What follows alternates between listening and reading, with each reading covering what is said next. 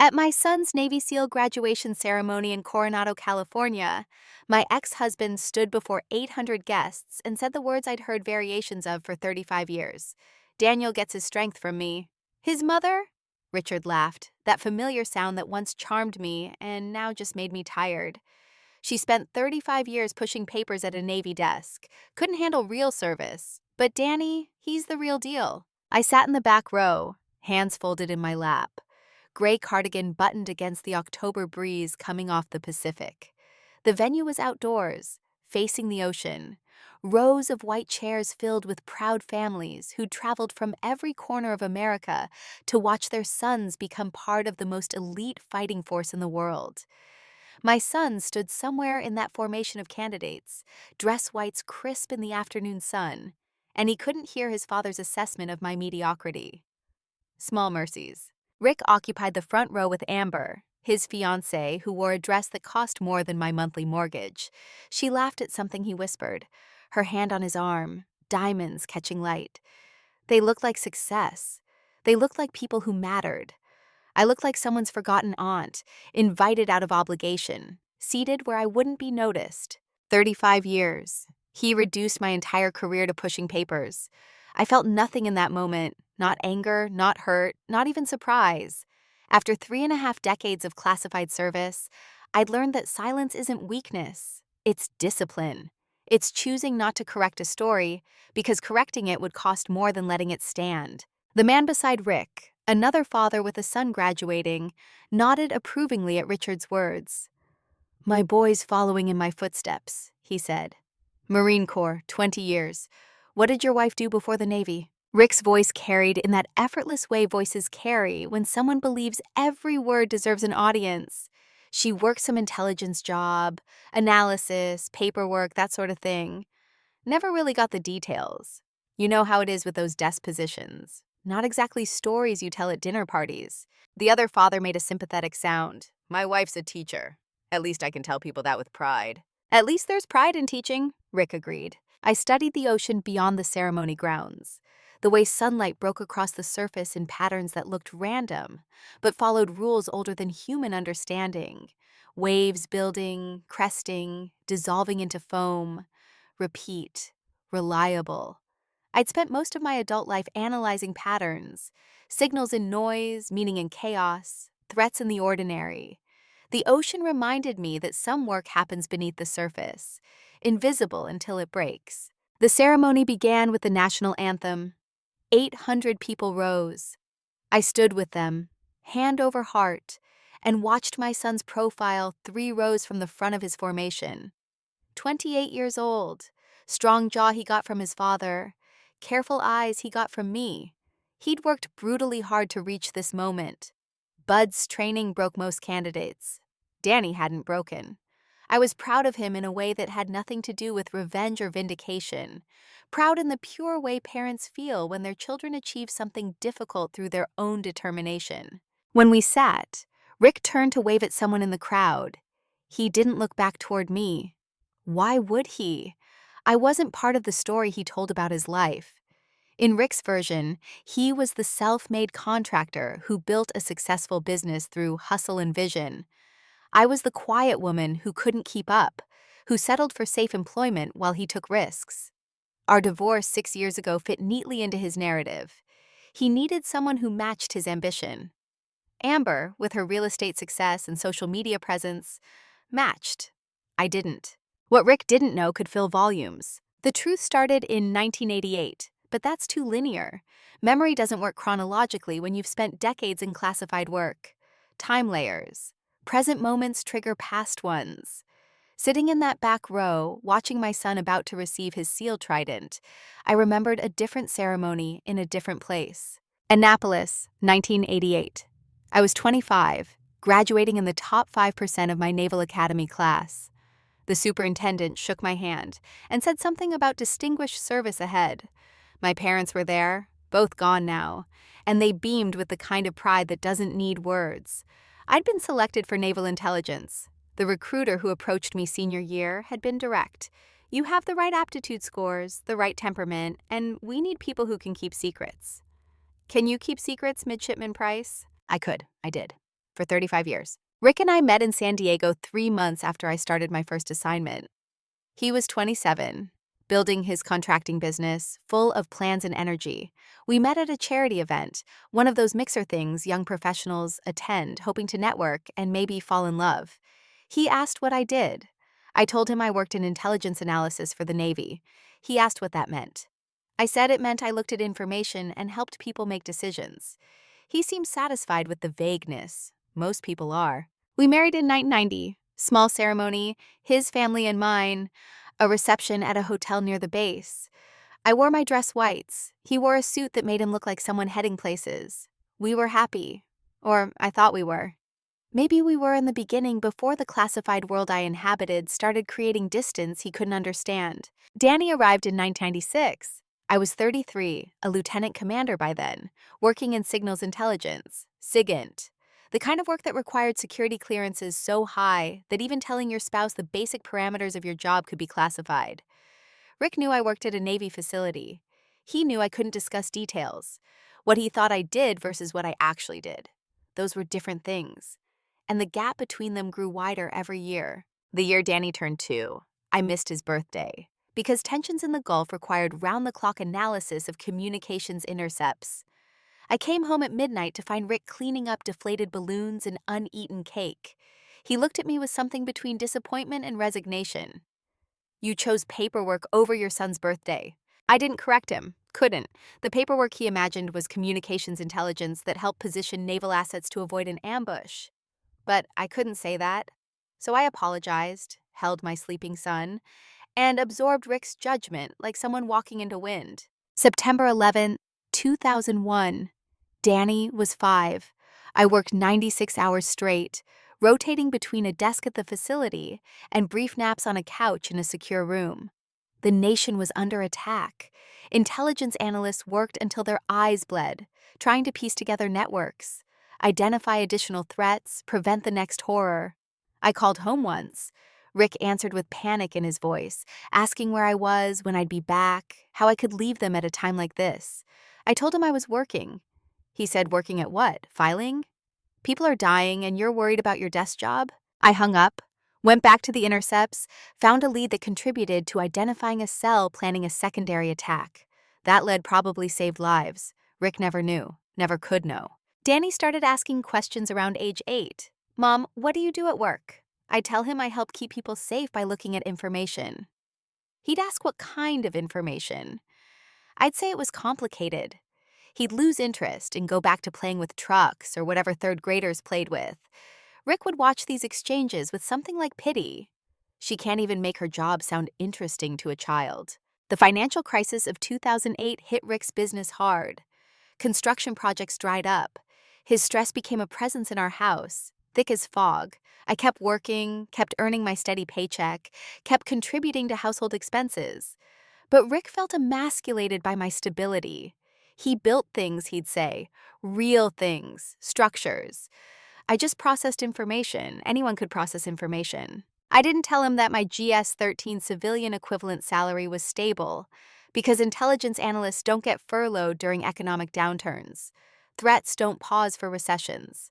I didn't tell him I'd been quietly saving 30% of my income since we married, investing carefully, building a financial cushion he didn't know existed.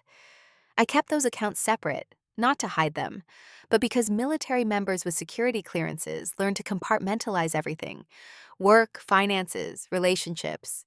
Compartmentalization prevents spillover, prevents mistakes. Rick started making comments to friends, casual ones at first, then more pointed. My wife's got a government job. Steady paycheck, good benefits, but no ambition. She's happy being a cog in the machine. I'm the one who takes risks, builds things, creates value. I'd stand in our kitchen, loading the dishwasher after these friends left, and think about the analysis I'd completed that week. Communications intercepts that revealed weapons trafficking patterns, intelligence that supported operations I'd never hear about in countries whose names I couldn't mention. Risk looked different depending on where you stood. Rick risked money. I risked lives, including the lives of the operators using my intelligence to make decisions in the dark. But I couldn't say that, so I loaded the dishwasher and let him have his story. Danny started high school in 2010. Bright kid, athletic, curious. He came home one day and announced he wanted to be a Navy SEAL. I felt something twist in my chest, pride mixed with terror. Rick immediately supported the idea. That's my boy. Takes after his old man. Tough, fearless, ambitious. Danny looked at me. What do you think, Mom? I think it's one of the hardest things anyone can attempt. If you want it, you'll have to work for it like you've never worked for anything. Rick scoffed. Don't discourage him, Margaret. Not everyone's satisfied with safe careers. I wasn't discouraging, I was being honest. But honesty without context sounds like doubt, and my context was classified.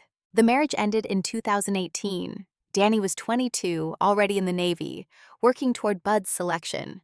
Rick sat me down one evening and said he couldn't do this anymore. He needed a partner who matched his energy, his ambitions, his vision. Amber, he'd been seeing her for 4 months by then, understood him in ways I never had. She celebrated his successes. She made him feel alive. I listened without interrupting. When he finished, I asked what he wanted. Divorce, he said. Clean, simple, no drama. He'd keep the business assets. I could keep the house in Oceanside, the small one we'd bought as a starter home and never upgraded from. I agreed. Signed the papers he'd already had drawn up by his lawyer. Rick seemed surprised by how easy I made it. I didn't tell him the house was paid off. I'd been making extra payments from my separate accounts for years. Didn't tell him my retirement accounts had grown to over $1 million. Didn't tell him I'd been financially independent for a decade. I just hadn't needed to prove it. Danny, when he heard, was disappointed in me. Mom, why didn't you fight? Why do you always just let things happen to you? Because fighting requires revealing what you're fighting for, and I wasn't allowed to reveal most of it. Rick remarried, or rather got engaged to Amber, within a year. She was 39, successful in real estate, with an Instagram following that impressed his friends.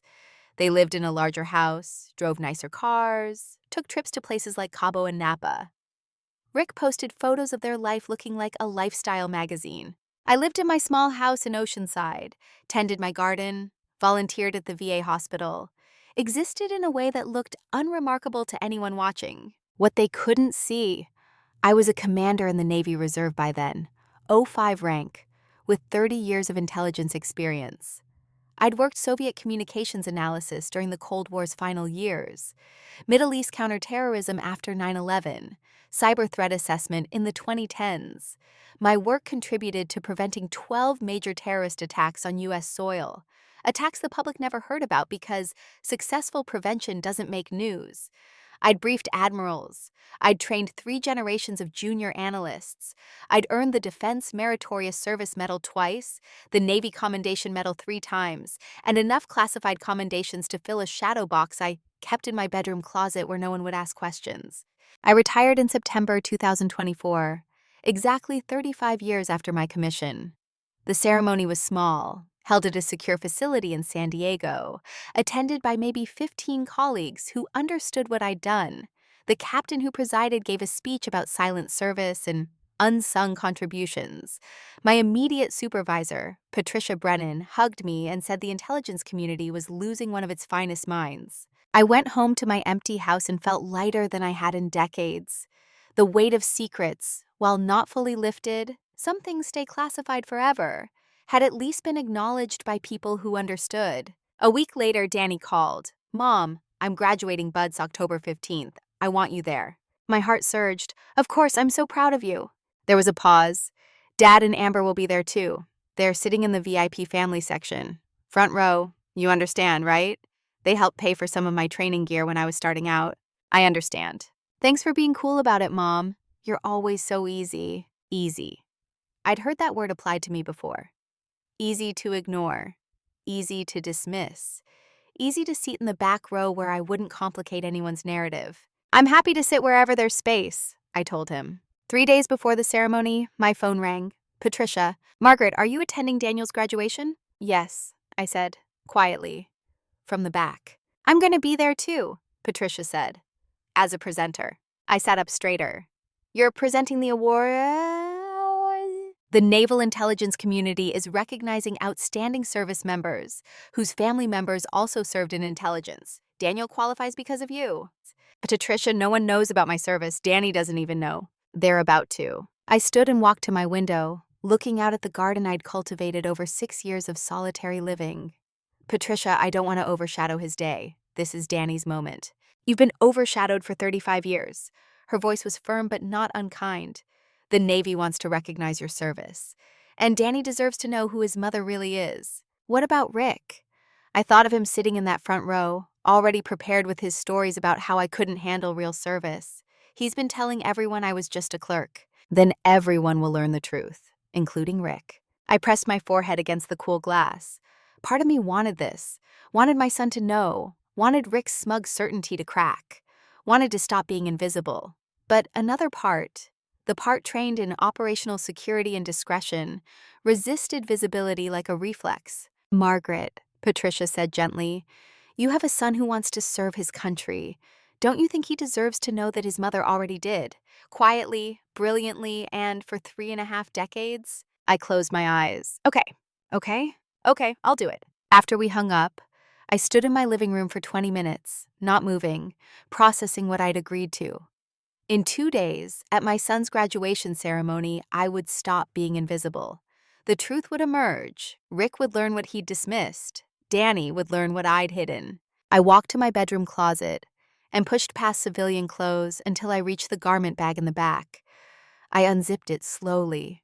Inside, my dress white uniform, commander rank insignia on the shoulders, ribbons arranged in precise rows across the left chest, the uniform I'd worn at my retirement ceremony and at classified events I couldn't tell anyone about. I lifted it carefully, carried it to the bed, laid it out. The white fabric seemed to glow against the navy bedspread. I hadn't worn it in 6 weeks, hadn't planned to wear it again outside of Veterans Day ceremonies or military funerals. The medals in the small box beside the uniform, Defense Meritorious Service Medal with oak leaf cluster, Navy Commendation Medal with 2 gold stars, Navy Achievement Medal with 3 gold stars, various campaign and service ribbons, expert pistol qualification, surface warfare insignia from a deployment I'd done early in my career.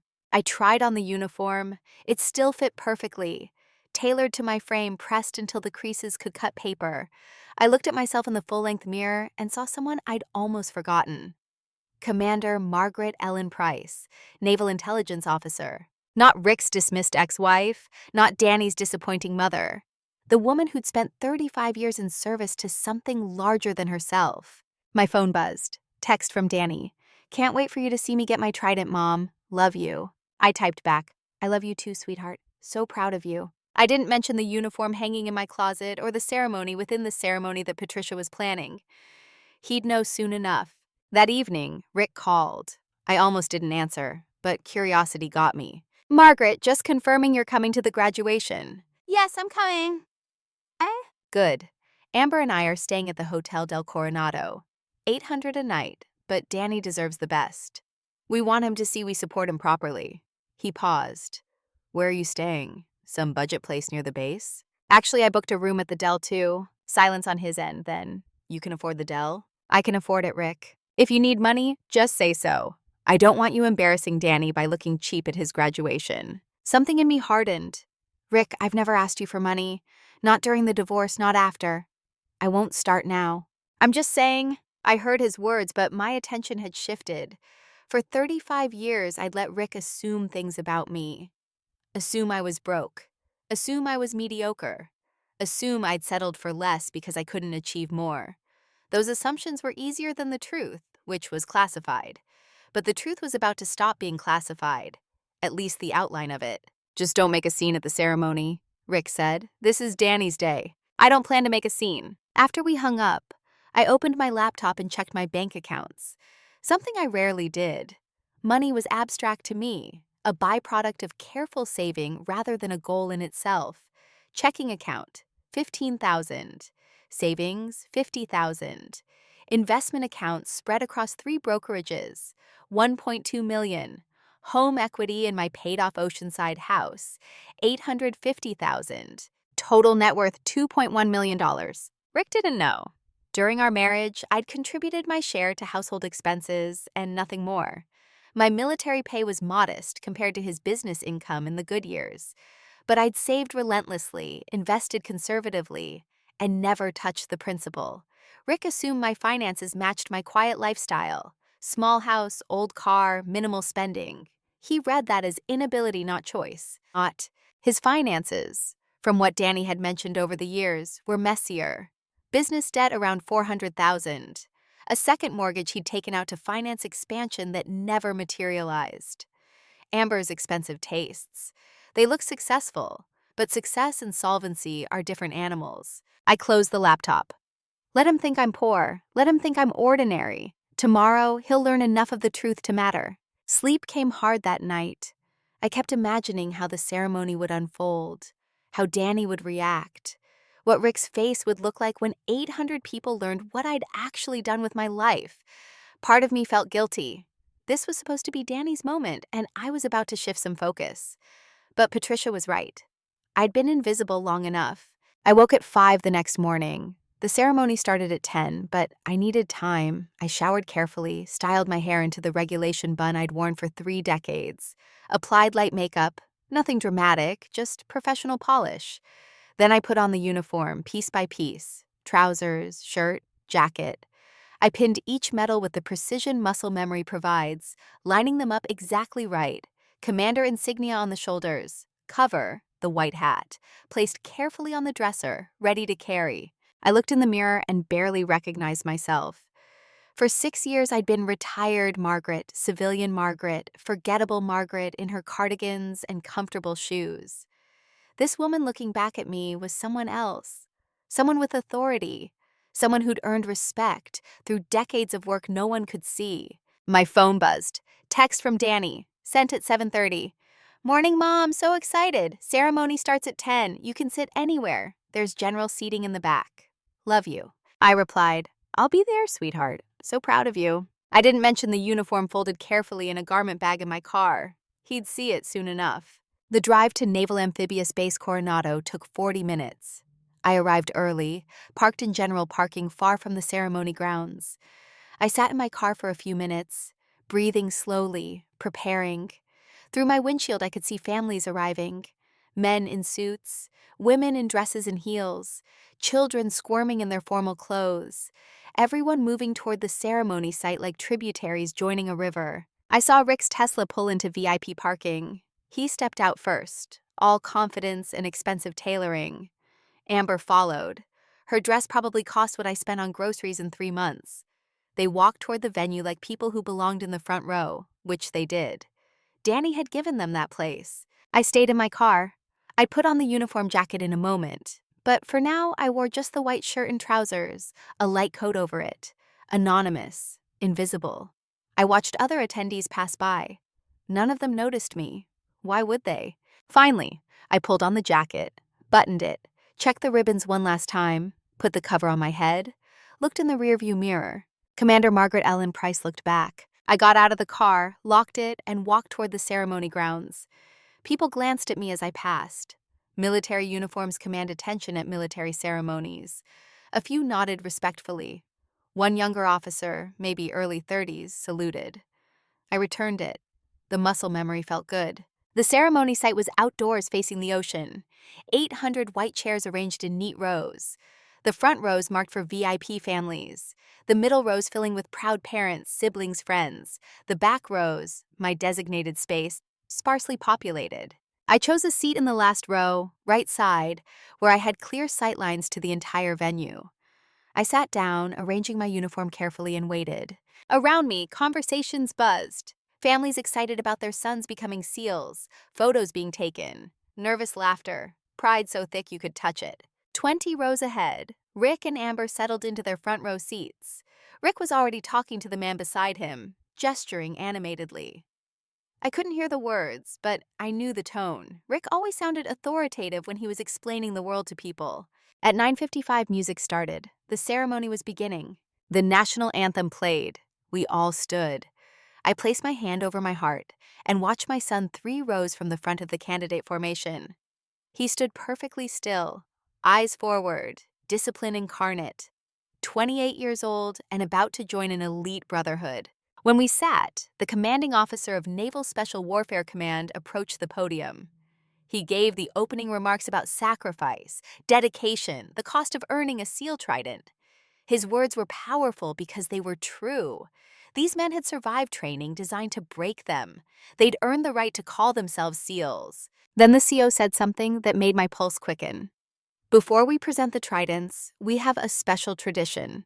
We invite family members who have also served to stand and be recognized. Several fathers stood, a few mothers, mostly men, mostly from combat branches, Marines, Army, Air Force. The crowd applauded politely for each one. Rick leaned toward this man beside him. I couldn't hear the exact words, but I saw Rick gesture toward the standing family members and then make a dismissive motion, probably saying something about how Margaret wasn't down there because she had nothing to stand for. The CO continued. This year, we have someone very special. We're honoring a family member who served not in combat arms, but in one of the most critical and most classified fields of military service. Rick stopped talking. A woman in a Navy captain's uniform walked onto the stage. Patricia Brennan. I felt my breathing slow, the way it does before something irreversible happens. Patricia approached the microphone. Good morning. I'm Captain Patricia Brennan, Naval Intelligence. I've had the honor of working with extraordinary officers who protect our nation from threats most Americans will never know about.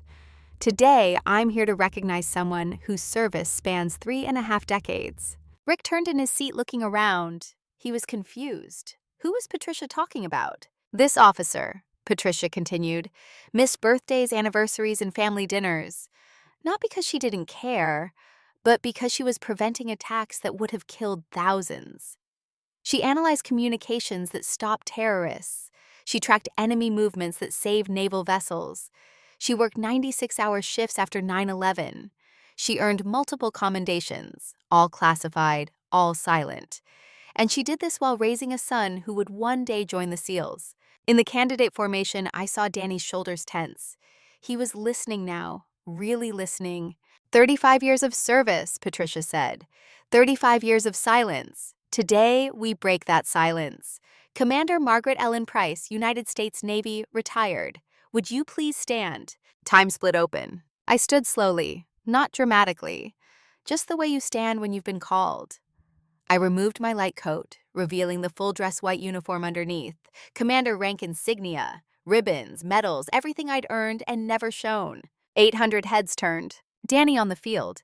His face registered shock, confusion, disbelief. That's my mom? Rick, in the front row, went completely pale.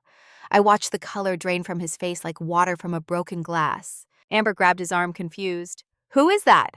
Other guests whispered, pointed. Cameras came out. Patricia kept speaking. Commander Price served with distinction in naval intelligence from 1988 to 2024. Her work is classified and will remain classified. But I can tell you this. Every person in this room, every person in San Diego, every American, we owe her a debt we can never repay. Then something I didn't expect. Every military member in the venue, instructors, officers,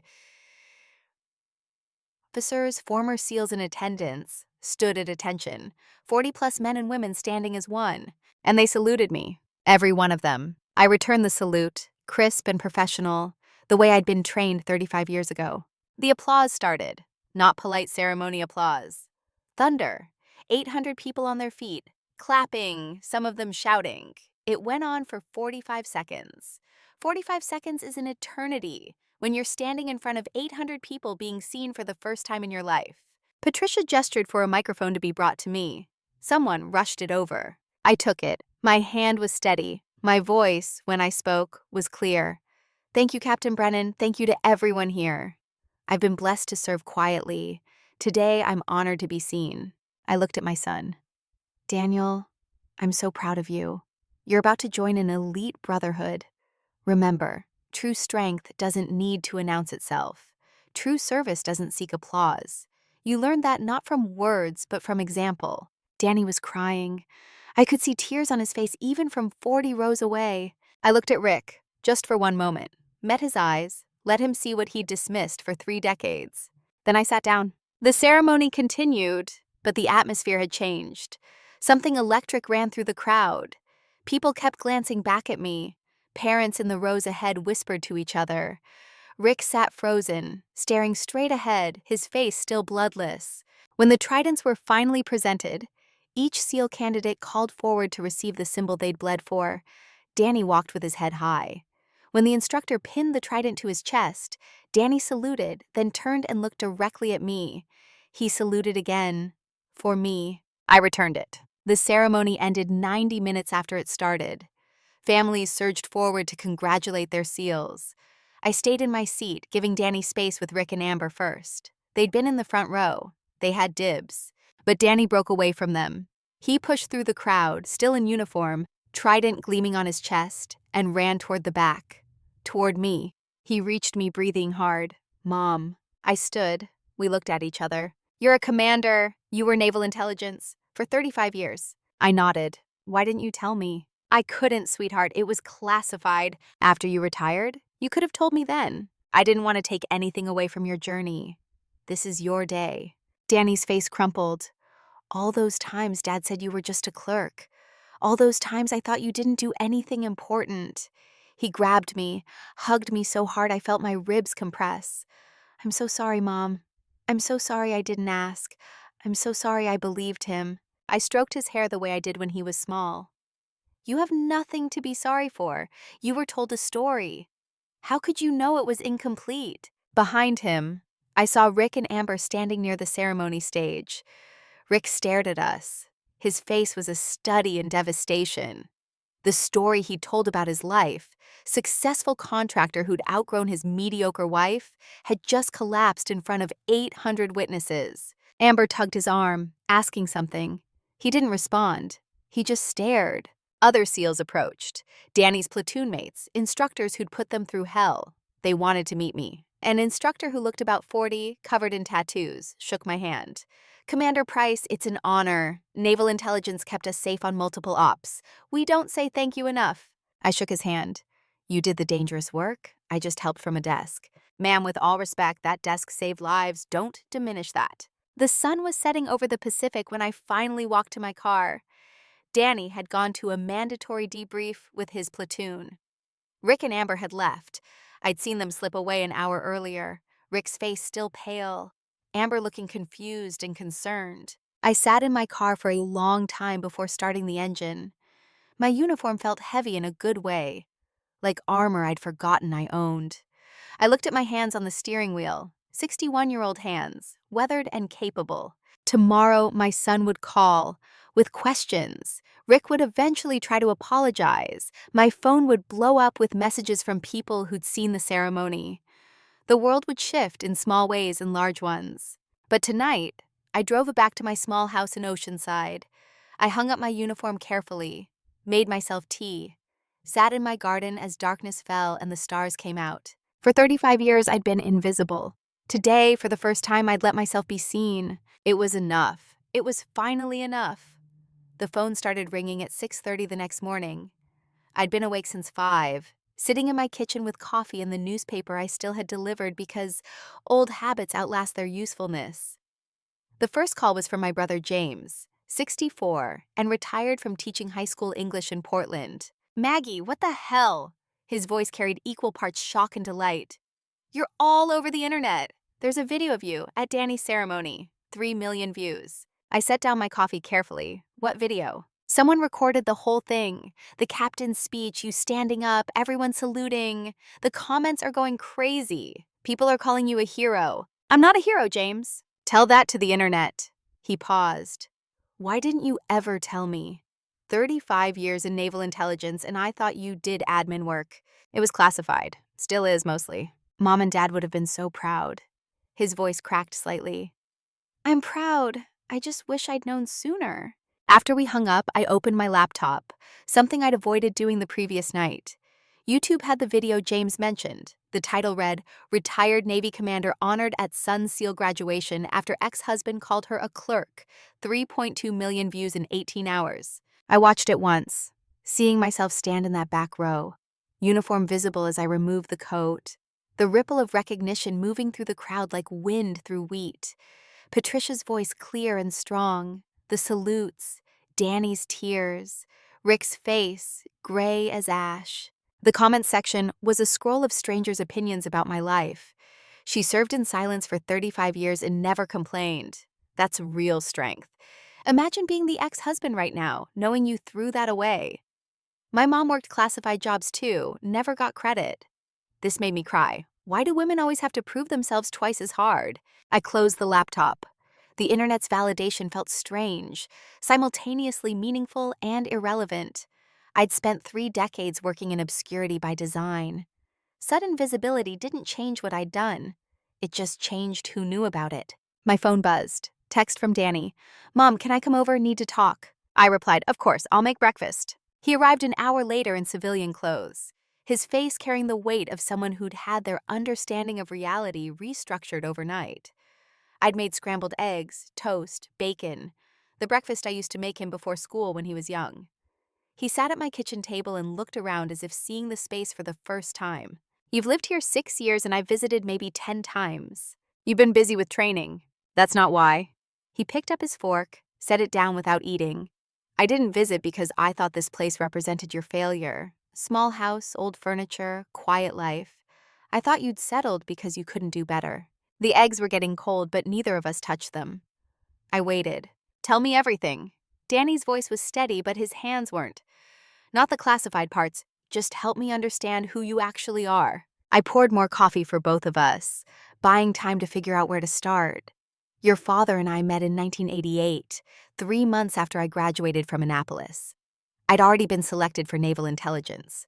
When he asked what I did, I told him intelligence analysis. He heard office work. I didn't correct him because the specifics were classified. Did you ever try to explain? Early on? Yes. I'd come home excited about a promotion or an assignment. He'd change the subject or make a comment about how at least my job was stable.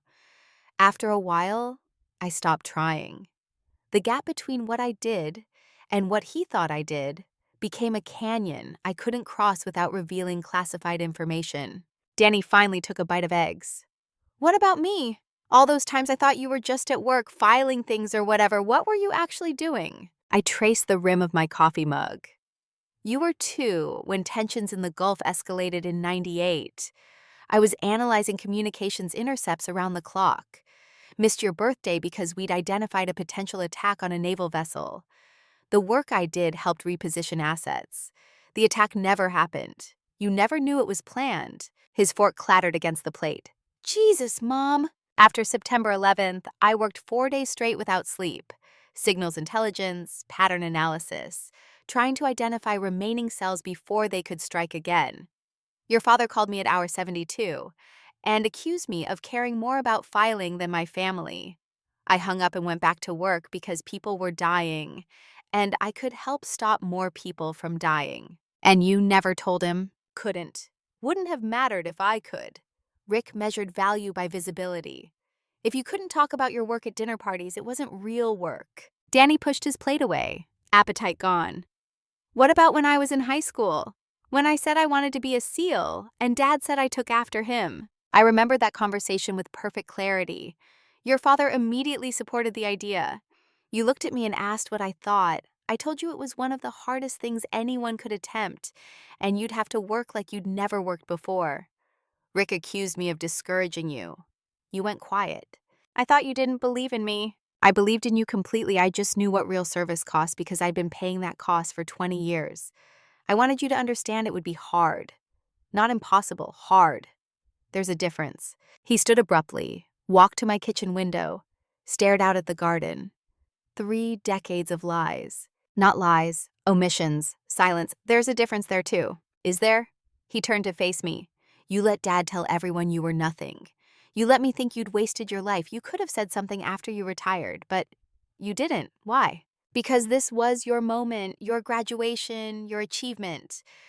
I didn't want to take any of that from you.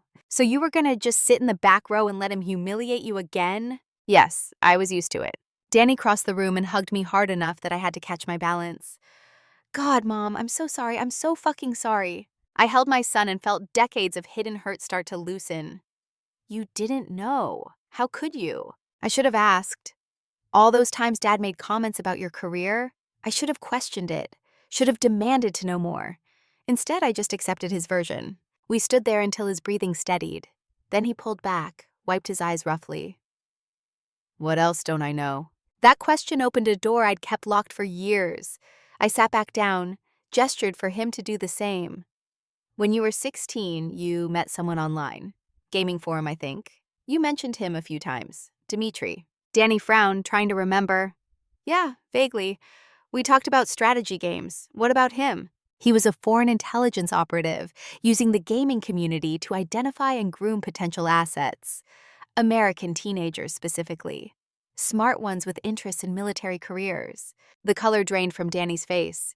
You're saying, I passed his information to the FBI. They investigated, built a case, arrested him. He's serving 15 years in a federal prison. You never knew you'd been targeted. How did you know? It was my job to know. Counterintelligence assessments, pattern recognition. I saw his activity, recognized the indicators. Cross-referenced with your online presence. Flagged it immediately. You were monitoring me? I was protecting you. There's a difference. Danny's hands were shaking now. What else? When you were 23, first year in the Navy, you were approached by someone claiming to be a defense contractor. Offered you money for information about training protocols. You told me about it, remember? Seemed excited about the opportunity. I told you it sounded weird. You said I was being paranoid. I called in a favor. Had that contractor investigated. Turned out he was fishing for classified information to sell overseas. He was arrested before you ever met with him. Danny's voice came out barely above a whisper. You've been protecting me my whole life. That's what parents do. I just had better tools than most. He stood again, paced my small kitchen.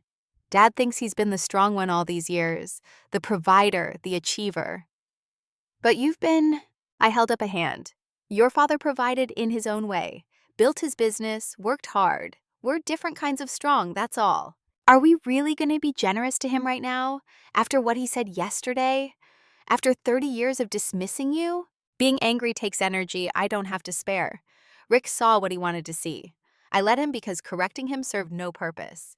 Now he knows that's sufficient. Is it? Danny leaned against my counter. Because from where I'm standing, he owes you the biggest apology of his life. Publicly. The same way he humiliated you publicly. What I want isn't a public apology. I want him to understand what he threw away. I want you to know who I actually am. The rest is just noise. Danny pulled out his phone. Speaking of noise, have you seen the comments? People are losing their minds. Someone started a hashtag, Silent Sentinel. There are think pieces being written about invisible labor and classified service and women in intelligence. You're having a cultural moment, Mom. I'm having coffee in my kitchen. The internet can have whatever moment it wants. But he was already scrolling. Listen to this comment. My mother worked at NSA for 40 years. My father told people she was a secretary. After she died, we found out she'd briefed 3 presidents. This story made me wish I'd asked her more questions. Danny's voice cracked. People needed to see this. My phone rang. I glanced at the screen. Patricia. Margaret, have you seen the numbers? Her voice bubbled with an emotion I rarely heard from her. Something close to jaw. You're trending on 5 platforms. The Navy Public Affairs Office is getting interview requests. CBS, NBC, Washington Post. Everyone wants to talk to the commander who served in silence. I'm not doing interviews, Patricia. I know, but Margaret, this is bigger than you. This is every intelligence officer, every analyst, every person who's worked classified programs and couldn't tell their family. They're seeing themselves in your story. You've given voice to thousands of silent servants. That sounds very grand. I'm just someone who did my job. Patricia laughed. Still can't accept credit, even now.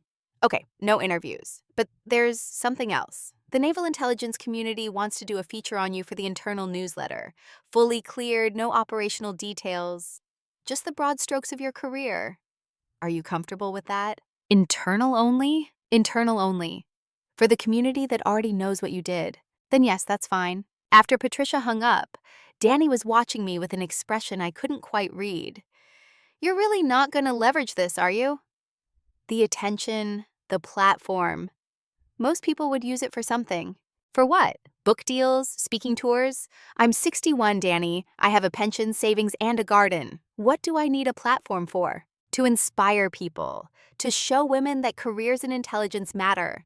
To, I don't know, get some recognition after 3 decades of getting none. I got recognition yesterday. From the people who mattered, my colleagues, my son, and 40-plus military professionals who understood what I'd done. That's sufficient. He shook his head slowly. You're probably the most badass person I know, and you're completely chill about it. Badass is loud. I've never been loud. Exactly. He grinned for the first time since arriving. That's the whole point. My phone buzzed again. Unknown number. I answered cautiously. Commander Price, this is Amber, Rick's fiancée. The voice was tentative, embarrassed. I know who you are, Amber. I need you to know I didn't know. When Rick talked about you, he made it sound like you'd failed at your career, like you'd settled for nothing. He never said you were a commander, never said you'd served 35 years in intelligence. What exactly are you calling for, Amber? She took a breath I could hear through the phone. I'm not going to marry him. Silence stretched between us. Danny was watching me, trying to read my expression. Amber continued. I watched that video a dozen times last night. Saw his face when you stood up. Saw how he'd been talking right before, dismissing you to the people around him. I can't marry someone who spent 3 decades diminishing their partner. If he can do it to you, what's to stop him from doing it to me in 10 years? This is between you and Rick. I know, but I wanted you to know that some of us see you clearly. You're remarkable. He threw that away for someone younger and flashier, and I'm not going to let him throw me away when I'm not young and flashy anymore. The line went dead. Danny's eyes were wide. Was that Rick's fiancé? Ex-fiancé, apparently. Holy shit. He broke into a grin. She dumped him? Sounds like it. Good. His grin faded slightly. Is that bad of me to be happy about that? It's human. I can't say I'm devastated by the news. This is the best week ever. Danny stood, suddenly energized. I need to get back to base for training, but Mom, we're going to have dinner every week now. No excuses. I want to hear stories, everything you can tell me. Most of it's still classified. Then tell me the parts that aren't. Tell me about the people you worked with, the places you traveled, the moments you knew you'd made a difference. Tell me who you were when you weren't being my mom. I walked him to the door. Deal. Every week. He hugged me again at the threshold. I love you. I'm proud of you. And I'm sorry it took me 28 years to really see you. After he left, I cleaned up breakfast and checked my phone. 17 missed calls, 8 voicemails, 43 text messages. I scrolled through them. Former colleagues congratulating me, distant relatives I hadn't spoken to in years suddenly reaching out. 1 message from a documentary producer. 3 from journalists. I deleted them all except one. The one from Rick's number, timestamped 3 a.m. Margaret, we need to talk, please. I didn't respond, not yet. The rest of the morning disappeared into small tasks. Laundry, grocery shopping, responding to the few messages that actually mattered. Patricia texted again around noon with a link to a Washington Post op-ed titled The Silent Sentinels, America's Classified Heroes and the Families Who Never Knew. The piece used my story as a jumping-off point to discuss the challenges faced by intelligence community members and their families. It was well written. Respectful, I still didn't read past the first 3 paragraphs. Around 2 p.m., a car pulled into my driveway. Rick's Tesla. I watched from my kitchen window as he sat in the driver's seat for 5 full minutes before getting out. He looked diminished somehow, less certain in his movements. The swagger I'd lived with for 30 years had evaporated. I opened the door before he could knock. Margaret! His voice was hoarse. Can we talk? I stepped aside to let him enter. He'd been in this house maybe twice since the divorce, both times to pick up Danny. He looked around like an archaeologist, examining ruins of a civilization he'd misunderstood. Would you like coffee? No. Yes. I don't know. He ran a hand through his hair. I don't know anything right now. I poured 2 cups anyway, set them on the kitchen table, sat down. He remained standing. I didn't know. The words tumbled out fast. Margaret, I swear to God, I didn't know. Commander? Naval Intelligence? 35 years of classified service? How was I supposed to know if you never told me? I did tell you. Multiple times over 3 decades. You said you did intelligence analysis. That could mean anything. Filing, data entry, administrative support. Did you ever ask for clarification? The question stopped him. He opened his mouth, closed it, tried again. You were always vague. 'Cause specifics were classified. I told you that too. Rick finally sat down, but on the edge of the chair like he might need to run. After 9/11, you disappeared for 4 days. I called your cell 50 times. When you finally answered, you said you were at work. I said people are dying and you're worried about your desk job. You hung up on me. I remembered that call with painful clarity. What I couldn't tell you was that I was part of the team analyzing communications to identify remaining terrorist cells. I worked 96 hours straight because every hour mattered. Your desk job comment was the final thing I had energy to hear.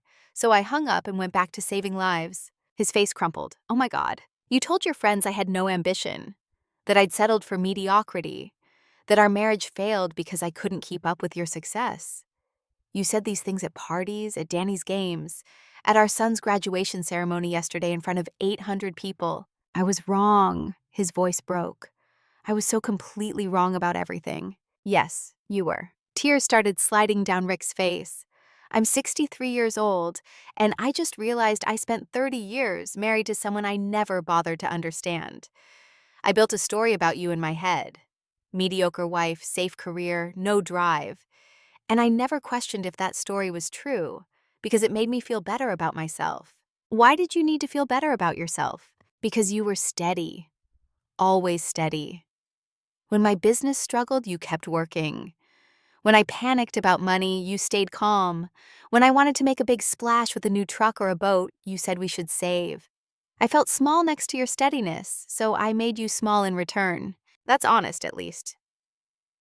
Rick wiped his face roughly. Amber's gone. She watched the video, told me she couldn't respect someone who'd spent 3 decades diminishing their partner, said if I could do it to you, I'd eventually do it to her. She left this morning. I'm sorry to hear that. Are you? Because I wouldn't blame you for being thrilled. I'm not thrilled. I'm tired, Rick. I'm 61 and I'm tired. Your pain doesn't make me happy. It just makes everything heavier. He looked at me across the table, really looked. You're different. I'm the same person I've always been. You're just seeing me clearly for the first time. What can I do? How do I fix this? You can't. The words came out gentle but final. You can't fix 30 years of dismissal with an apology. You can't undo the times you made me feel invisible while I was doing work that mattered more than either of us could discuss. But I want to try. Margaret, please let me try. I stood, walked to the window, looked out at the garden I'd built in 6 years of solitary living. What I want from you is understanding. Not redemption, not forgiveness, just the simple acknowledgement that you threw away something valuable because you couldn't see value in quietness. You are the most valuable thing I ever had. Past tense is accurate. We're divorced, Rick. You made that choice. I accepted it. We both moved on. Have you? Moved on? His question was tentative. I have a good life. Pension, savings, friends in the intelligence community who understand me. Danny and I are rebuilding our relationship. I'm consulting part-time for naval intelligence, training junior analysts. I'm content. Content isn't happy. Happy is overrated. Content is sustainable. Rick stood, moved toward me, but stopped several feet away. Is there any world where you could forgive me? Eventually. When enough time passes that forgiveness doesn't cost me anything to give. Right now, it would cost too much. What would you tell me if you could? If nothing was classified anymore? What would you want me to know? I turned to face him fully. I'd tell you about the night in 2003 when I analyzed intercepts that revealed a planned attack on a shopping mall in Virginia. My work helped FBI prevent it. 4,000 people shopped at that mall the day the attack was supposed to happen. None of them knew how close they came to dying. I knew.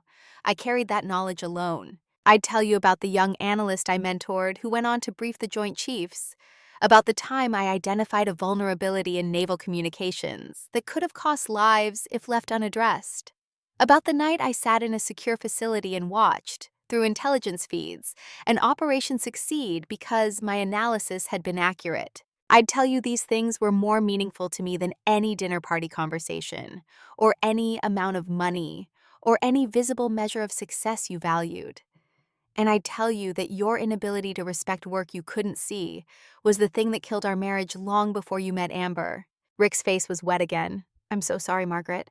I'm sorrier than I have words for. I know you are. That's something at least. Can I ask you one more thing? You can ask. Why didn't you fight me harder during the divorce?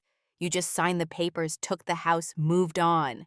Why? Because fighting would have required explaining my financial situation, which would have led to questions about my career, which would have meant revealing classified information.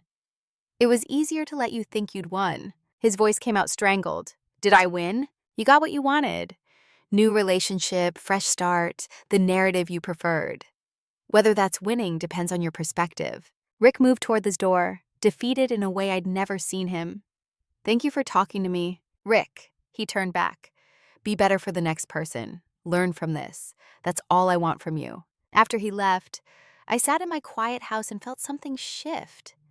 Not forgiveness, that would take longer, but a release of weight I'd been carrying since I was 25, and first learned to keep secrets from the man I loved. My phone buzzed. Text from Danny. "Dad called me, said he talked to you, said you were gracious when you had every right to destroy him. Are you okay?" I typed back, "I'm okay." He needed to hear some truths. I needed to say them. "We're even now." Danny, "Proud of you, Mom, again still, always." Evening came soft and quiet. I made dinner, pasta, salad, nothing elaborate, and ate at my small kitchen table with NPR playing low in the background. The news mentioned something about intelligence community reforms. I half listened.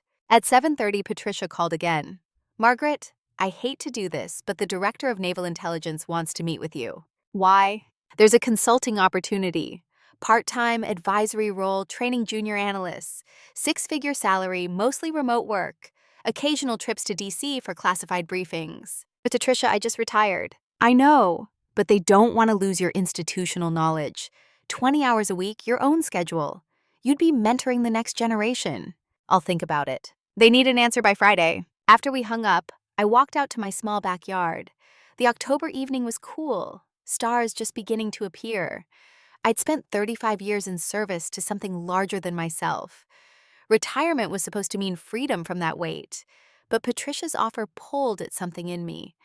The part that wanted my knowledge to continue mattering, that wanted to shape how the next generation understood this work. 20 hours a week, mostly remote. Six figures would be more than my pension, though I didn't need the money. But need wasn't the point. The point was whether I wanted to remain connected to the world I'd finally left behind. I didn't have an answer yet. Back inside, I checked my laptop one more time. The video had climbed to 5 million views. Media coverage had expanded. CNN, Fox News, MSNBC all running segments about invisible service and classified careers. My name was being used as a hashtag. Strangers were sharing their own stories of parents or partners who'd worked classified jobs and never received recognition. I read a few of them. A daughter whose father worked at Los Alamos for 40 years, and she only learned at his funeral that he'd contributed to nuclear safety protocols. A wife whose husband disappeared for weeks at a time on submarine deployments, and she'd told people he was in sales. A son whose mother worked satellite imagery analysis, and he'd thought she processed paperwork for the Air Force. Patricia was right. This was bigger than my story. It was about all of us who served in ways we couldn't explain to the people we loved most. My phone rang. Danny. "Hey, Mom. Just checking in before lights out. You okay?" "I'm okay." I was thinking. His voice carried a new quality, respect mixed with curiosity. "Next week at dinner, can you tell me about the best day of your career? The day you knew the work really mattered?" I thought back through 35 years. There wasn't one day. There were hundreds of small moments when a piece of intelligence clicked, when a pattern emerged, when a threat was identified before it materialized. But trying to pick one felt like trying to pick your favorite breath. I'll tell you about a few of them, the ones I'm allowed to talk about. That's enough. I don't need to know everything, I just need to know you. After we hung up, I sat in my living room with all the lights off, watching shadows from passing cars slide across my walls. Tomorrow I'd wake up and tend my garden. I'd make coffee and read the newspaper. I'd probably ignore most of the messages still flooding my phone. I'd live the quiet life I'd built for myself after decades of silent service. But something had shifted. Not in the world. The world spins regardless of individual revelations. Something had shifted in the space between me and the people who mattered. Danny saw me now. Rick understood what he'd lost. Patricia and my colleagues knew their acknowledgement had meant something. The internet would move on to its next viral moment within days. The think pieces would stop. The interview requests would fade. But the knowing, my son finally knowing who I was, my ex-husband finally understanding what he'd dismissed, that would remain. I thought about Rick's question. Was I happy?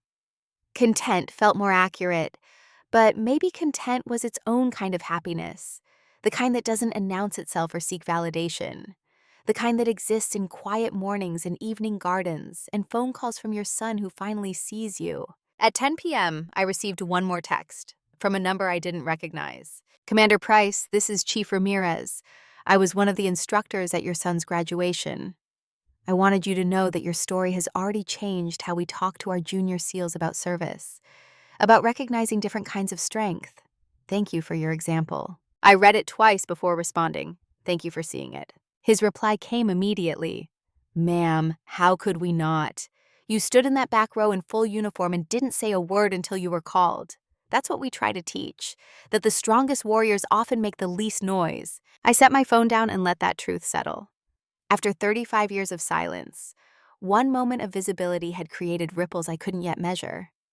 The story I'd lived, of sacrifice and secrecy and service without applause, was being retold by strangers who needed to hear it. Rick had asked what I'd tell him if nothing was classified anymore. The truth was, some of the most important things about my life were never classified. They were just invisible to people who measured value by volume. I'd learned to be strong in quiet ways, learned that service doesn't always wear a uniform everyone can see, learned that the work you do in shadows can matter just as much as the work done in light. And now my son knew that too. That was enough. That would always be enough. Before bed, I walked through my small house one more time. Kitchen, where I'd fed Danny breakfast and talked to Rick. Living room where I'd sat in the dark watching car lights paint temporary shadows. Bedroom where my uniform hung in the closet. Medals in their small box on the dresser. This was my life now. Not the high-stakes world of intelligence analysis. Not the classified briefings in secure facilities. Just a small house in Oceanside and a son who finally understood his mother. And an internet full of strangers who'd found meaning in my silence. I climbed into bed and found sleep easily. Tomorrow would bring new messages, new requests, new complications from a story I hadn't asked to tell. But that had told itself anyway. But tonight, I rested in the knowledge that I'd spent 35 years doing work that mattered, and the people who needed to know that finally did. The rest was just noise, and noise I'd learned long ago was something you could choose not to hear. 4 days after the ceremony, Rick posted a video. I didn't watch it immediately. Danny called first, his voice carrying a mix of anger and satisfaction. Mom, Dad just put up a public apology video, 3 minutes long. He's crying in it. I was in my garden, pruning roses that had grown wild during years of benign neglect. Is he apologizing to me or to the internet? Danny paused. That's a really good question. Probably both, but it feels more like he's apologizing because he got caught. Then it's not really for me, is it? After we hung up, I finished with the roses before going inside to watch. The video had been live for 2 hours and already had 800,000 views. Rick sat in what looked like his home office, face haggard, eyes red. His voice cracked as he spoke. My name is Richard Price. Many of you have seen the video of my ex-wife, Commander Margaret Price, being honored at our son's Navy SEAL graduation. I'm the ex-husband who spent 35 years telling people she just pushed papers. He went on for 3 minutes, admitting he was wrong, completely and utterly wrong, explaining how Margaret had served with distinction in naval intelligence, but couldn't tell him because it was classified. How instead of respecting her service, he dismissed it, called her mediocre, told their son she hadn't accomplished anything, left her for someone he thought was more successful. The truth is, Margaret was always the successful one. She was the strong one. She was the one with integrity, discipline, and quiet power. I destroyed a 30-year marriage because I couldn't see past my own ego. He looked directly into the camera, tears visible. Margaret, if you're watching this, I'm sorry. I'm deeply, profoundly sorry. You deserved better. Danny deserved a father who respected you. To everyone watching, pay attention to the quiet people in your life. They might be carrying the heaviest burdens. The video ended. I sat in my living room with my laptop balanced on my knees and felt nothing resembling vindication, just a hollow sadness for time wasted, for misunderstandings that had calcified into narratives neither of us could escape until the truth forced its way through. By the next morning, the video had 8 million views. Comments ranged from supportive to savage. Some people praised Rick's courage in admitting fault. Others eviscerated him for needing public humiliation before he could recognize his ex-wife's value. A few pointed out that his apology tour conveniently coincided with his relationship falling apart. Patricia called at 9 a.m. "Margaret, the director wants to meet with you. In person, DC, next week." "What for?" She wouldn't say over the phone, but "It's important. Can you come?" I'd spent 6 years avoiding Washington, D.C. trips that weren't mandatory. The city held too many memories of classified briefings in windowless rooms, of decisions that weighed more than most people would carry in a lifetime. But Patricia's voice carried an urgency that made refusal feel wrong. "I'll come." The flight from San Diego to Reagan National took 5 hours. I spent them reading a novel about a woman who renovated houses. Fiction so far from my life it felt like visiting another planet. The man beside me asked what I did for a living. "Retired Navy," I told him. He nodded and went back to his phone. No follow-up questions. 6 months ago, that would have been my preference. Now it felt strange, being invisible again after a week of unexpected visibility. Patricia met me at the Navy Memorial Heritage Center downtown. She looked the same as always, sharp uniform, sharper mind, the kind of presence that made junior officers straighten their spines. We hugged briefly. "How are you handling it? The attention?" "By ignoring most of it." "Smart woman." She gestured toward the building. "The director's inside, along with about 40 other people." "What people?" "Your people. Intelligence community. The ones who served alongside you or after you. They want to do this right." "Do what right?"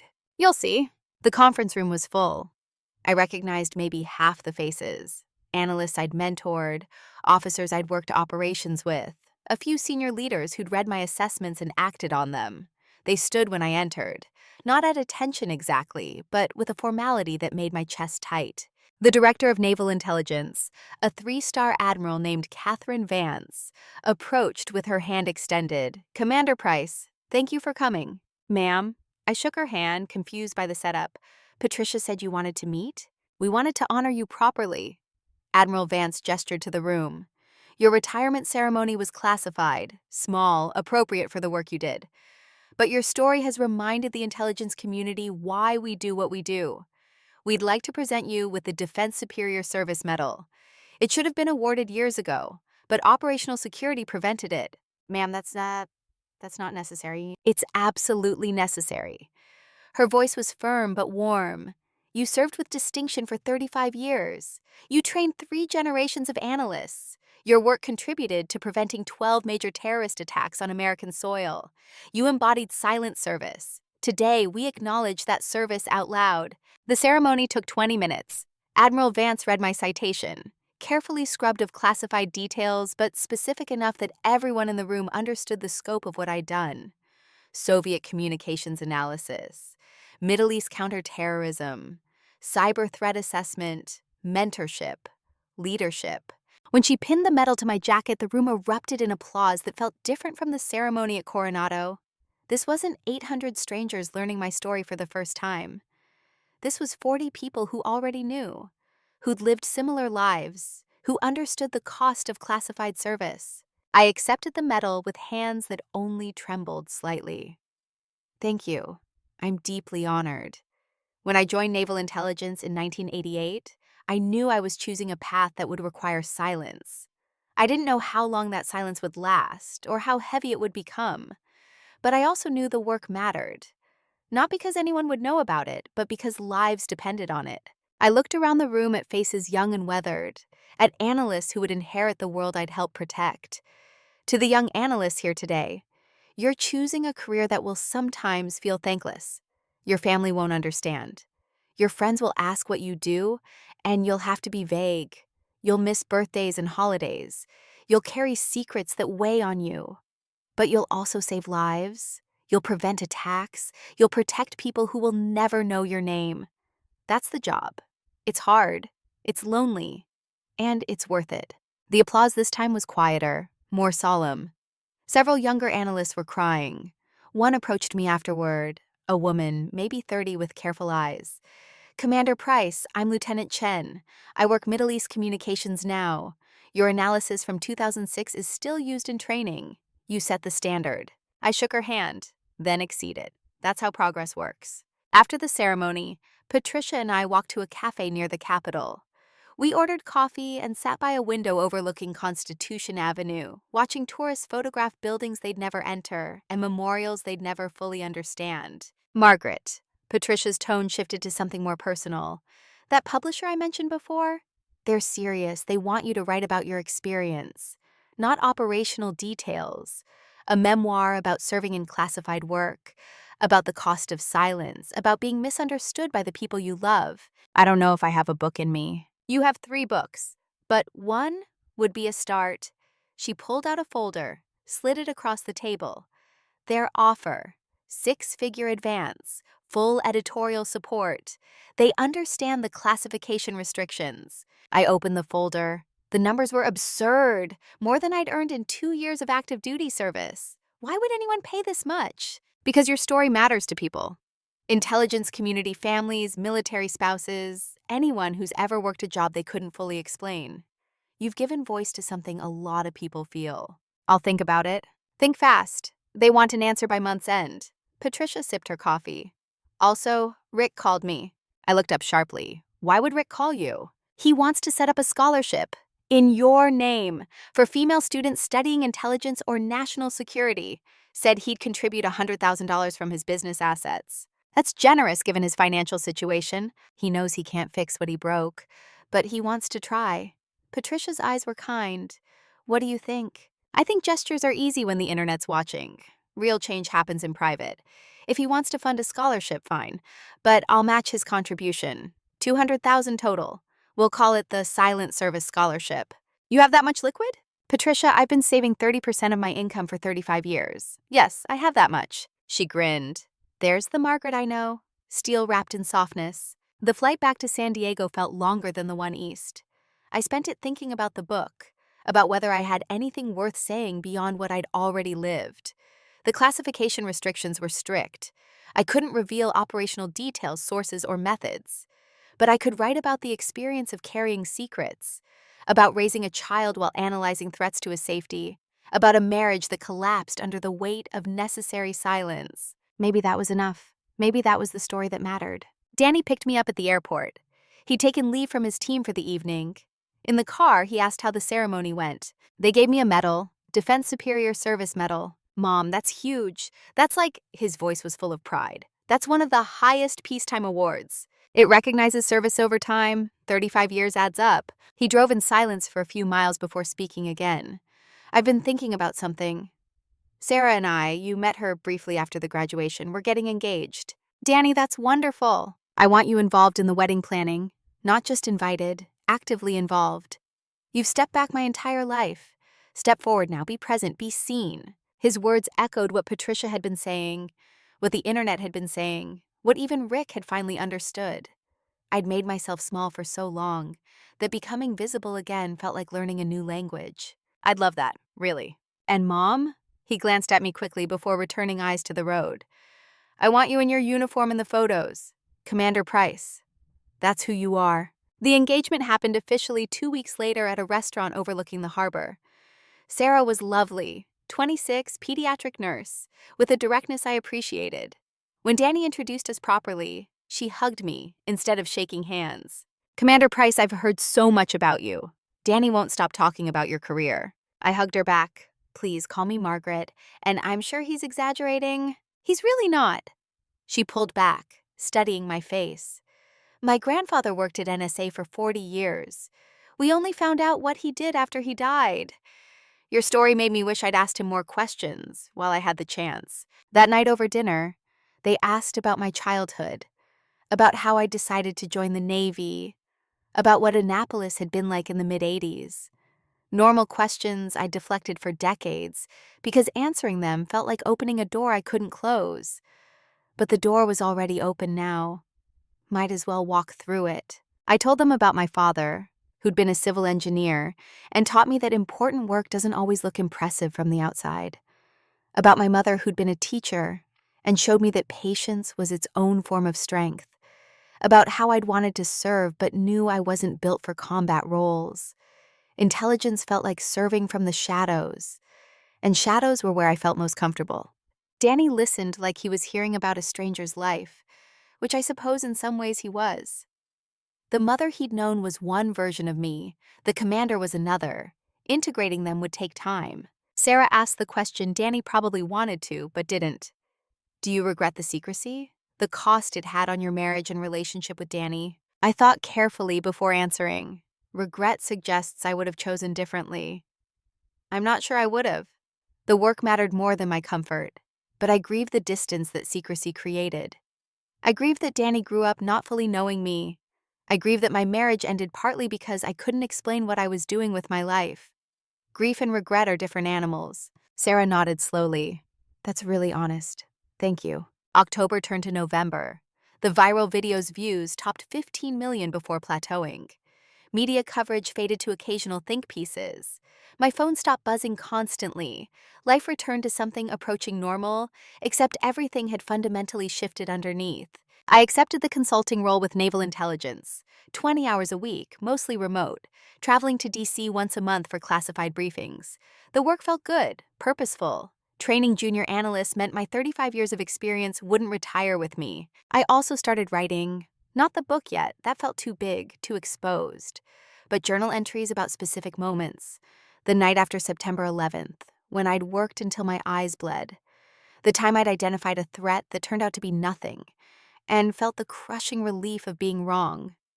The day Danny was born, and I'd held him and thought about all the invisible people working to keep his world safe. Rick called in mid-November. Margaret, can we meet? To discuss the scholarship? We met at a coffee shop halfway between our homes. He looked thinner, older. The confidence that had once defined him replaced by something more tentative. He brought paperwork, legal documents establishing the Silent Service Scholarship, proof of his $100,000 contribution, a draft of the selection criteria. I reviewed everything carefully. This is thorough. I had help. His smile was weak. Turns out when you humble yourself publicly, people want to help you make amends. But Margaret, I need you to know, this isn't about public redemption. This is about trying to do one thing right after getting so many things wrong. I believe you. That doesn't erase the past, but it's something. Amber came back, briefly. She said she wanted to give me another chance. I told her no. Why? Because I need to be alone for a while. Figure out who I am when I'm not trying to impress anyone. She deserves better than someone still learning that lesson at 63. I signed the scholarship documents and added my matching contribution. The first award would go to a female undergraduate studying intelligence or national security at a school with an ROTC program. 1 scholarship per year, renewable for 4 years. It wasn't much in the grand scheme of things, but it was concrete, real, more meaningful than any apology video. Before we parted, Rick hesitated. Danny told me about the engagement, about you being involved in the planning. I'm looking forward to it. I won't be upset if I'm not invited to the wedding. I know Rick, you're his father. Of course you'll be invited. This isn't about punishment. It's about moving forward. His eyes glistened. I don't deserve your grace. Grace isn't about deserving. It's about choosing not to carry anger anymore. December brought cold winds and holiday lights strung across Oceanside. I spent Christmas with Danny and Sarah, cooking a meal that was more ambition than skill, but was received with enthusiasm. We avoided heavy topics and focused on present joy, engagement plans, Sarah's stories from the pediatric ward, Danny's training anecdotes he was allowed to share. Rick called Christmas evening. I almost didn't answer, but curiosity won. Merry Christmas, Margaret. Merry Christmas. I just wanted to say, he paused, gathering words. I'm grateful. For the scholarship, for not poisoning Danny against me, for giving me a path to be better even if I can't be forgiven. Rick, I forgave you weeks ago. I just didn't tell you because you needed to do this work regardless of my forgiveness. That's very you. His laugh was soft, sad, strong in ways I never understood. Learn from it, be better. That's all I've ever wanted. January brought the publisher's second offer. Higher advance, better terms, ghostwriter, if I wanted one. I declined the ghostwriter. If I was going to tell this story, it would be in my words, shaped by my understanding, filtered through my experience. I signed the contract on a Tuesday afternoon in my living room, witnessed by Patricia over video call. The book would take a year to write, title still undecided, content still forming, but the commitment was made. Patricia asked, what's the core message? What do you want readers to take away? That silence isn't absence. That serving without applause doesn't mean serving without purpose. That the quiet people in your life might be carrying weight you can't see. I paused. And that it's never too late to be seen, even if you've spent decades being invisible. February marked 4 months since the ceremony. The internet had moved on to newer viral moments. My inbox had quieted to manageable levels. Life had settled into a rhythm that felt sustainable. Mornings writing, afternoons consulting, evenings gardening or reading or having dinner with Danny and Sarah. Rick and I developed an unexpected pattern of occasional coffee meetings, always brief, always focused on practical matters like the scholarship or Danny's wedding plans. We were never going to be friends, but we'd found a way to be friendly, civil, respectful of the history without being trapped by it. At one of these meetings, he asked, "Are you happy now?" The question caught me off guard. I'm content, peaceful, engaged with life in ways I wasn't when I was working classified operations full-time. Whether that's happiness or something better, I'm not sure. You seem lighter. I am. For 35 years, I carried secrets that mattered more than my comfort. Now, most of those secrets are retired with me. The weight I still carry is knowledge, not operational responsibility. There's a difference. Do you miss it, the work? Parts of it. The intellectual challenge. The sense of contributing to something larger than myself. But I don't miss the stress, the impossible decisions, the nights wondering if I'd missed something that would cost lives. April brought cherry blossoms, and Danny's wedding date, set for October, 1 year after the ceremony that had changed everything. Sarah wanted a simple ceremony on the beach, military and civilian guests mixed, formal but not stuffy. She asked me to help with planning in ways that weren't just rubber stamping decisions. Choosing flowers, tasting cake, discussing whether to have a receiving line or open mingling. This is new for me. I admitted this over tea at her apartment, being actively involved rather than quietly supporting from the margins. You've been in the margins your whole life. Sarah's voice was gentle but firm. Time to be in the center where you belong. The center felt exposing, dangerous in ways combat never had, but also necessary. May brought my first full draft of 3 chapters to my editor, a woman named Rebecca, who understood classification restrictions and knew how to shape narrative without sensationalizing. She called after reading, "Margaret, this is powerful, but you're holding back. I can feel you pulling punches. I can't reveal classified information. I'm not asking you to. But you can reveal emotion. You write about analyzing threats, but not about how it felt to identify a threat to your son's school district. You write about missing Danny's birthday, but not about holding him the next morning and feeling that knife of guilt. Give me the feeling, not the facts." That's harder than the facts. I know, but that's the book people need. I rewrote those chapters, then rewrote them again. Learning to be vulnerable on the page was its own form of classified work, revealing enough to connect without exposing too much to feel unsafe. June brought a call from the Navy Public Affairs Office. "Commander Price, we're doing a feature series on intelligence officers who've served with distinction. Would you be willing to participate in an interview? Internal distribution only, for the intelligence community." I agreed. The interview happened in my living room, conducted by a young lieutenant with a recording device and careful questions. We talked for 2 hours about career highlights, about the evolution of intelligence work from analog to digital, about the importance of mentoring. At the end, he asked, "What advice would you give to young officers just starting in intelligence?" Learn to be comfortable with uncertainty. Intelligence work is rarely black and white. You'll make assessments with incomplete information and have to live with the possibility of being wrong. That's the job. Also, build a life outside of work. Family, hobbies, something that reminds you why the work matters. If you let the work consume everything, you'll burn out or lose yourself. August brought Danny's bachelor party, a low-key weekend in the mountains with his SEAL team, his childhood friends, and, surprisingly, an invitation to me for a Sunday brunch with all the parents. Sarah's mother, Diane, and I hit it off immediately, bonding over the experience of raising children who chose difficult paths. "You must have been terrified when he said he wanted to be a SEAL."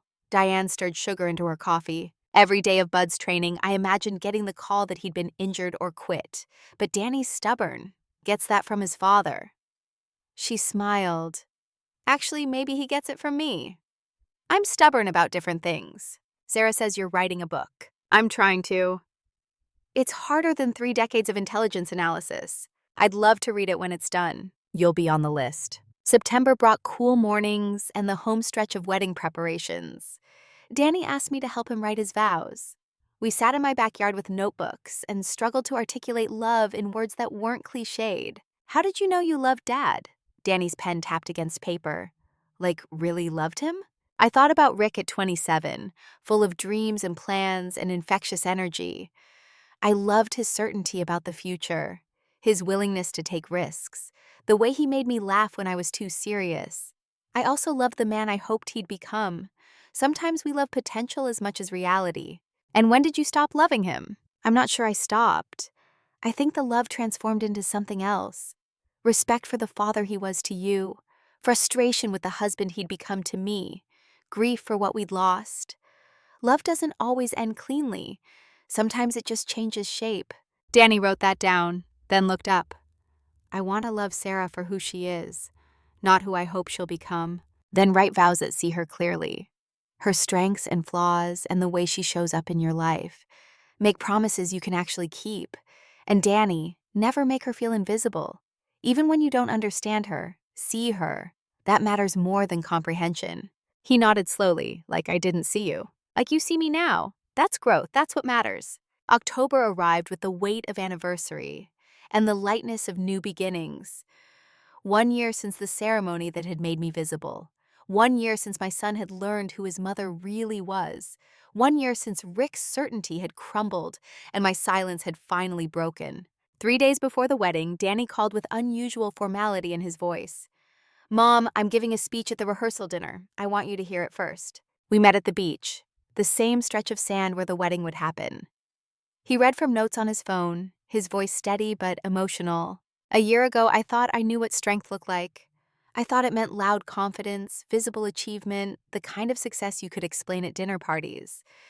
Then my mother stood up at my graduation ceremony and taught me a different lesson. She taught me that strength is quiet, that service doesn't need applause, that the most important work often happens in silence. For 28 years, I didn't really know my mother. I knew the version she showed me. Patient, supportive, always there but never demanding attention. I didn't know the commander who'd served this country for 35 years, who'd prevented attacks that would have killed thousands, who'd worked while I slept, protecting a world I took for granted. I thought my father was the strong one because he built things I could see. I didn't understand that my mother was building things I couldn't see, safety, security, a world where I could grow up without fear. He looked up from his phone. That's what I want to say. Is it okay? It's perfect. My voice caught. It's more than okay. The wedding was simple and beautiful. 50 guests on the beach at sunset, ceremony brief but meaningful. Sarah wore a dress that moved like water. Danny wore his dress whites, seal trident gleaming. I stood beside them in my own dress whites, commander insignia proud on my shoulders. When the officiant asked who gives this couple their blessing, both Rick and I stepped forward together. We give our blessing. The words came out in unison, and in that moment, I felt the last piece of old anger dissolve. The reception was on a restaurant patio overlooking the ocean. Danny gave his speech about strength and silence, about finally seeing his mother clearly. There wasn't a dry eye among the guests. Even Rick cried quietly at his table, Diane beside him offering a tissue and kind words. Later, as the party wound down and stars emerged overhead, Danny found me standing at the patio railing. We stood together in comfortable silence, watching waves catch moonlight. Thank you, Mom, for everything, for raising me, for protecting me without me knowing, for not giving up when I didn't see you. Thank you for looking once you knew to look. Sarah joined us, slipping her arm through Danny's. We're going to Hawaii for the honeymoon. 2 weeks of nothing but beach and bad tourist shirts. Sounds perfect. I hugged them both. Be happy. That's all I want. 1 year after everything changed, I drove home alone from my son's wedding and felt something I hadn't felt in decades. Complete peace. Not the absence of conflict, but the presence of resolution. Danny knew me. Rick understood what he'd lost. I'd found a way to be visible without losing the essence of who I'd been in silence. The book was taking shape. The consulting work engaged my mind without consuming my life. The scholarship was accepting applications for its first recipient. My garden bloomed with flowers I'd planted in grief and nurtured into joy. The story the internet had told about me, Navy commander serves in silence for 35 years, finally gets recognition, was true, but incomplete. The real story was about choosing service over recognition, about protecting people who would never know your name, about learning that the work you do in shadows can matter just as much as the work done in light, and about a son who finally saw his mother, a husband who finally understood his ex-wife, a woman who finally let herself be seen. That was enough. That would always be enough.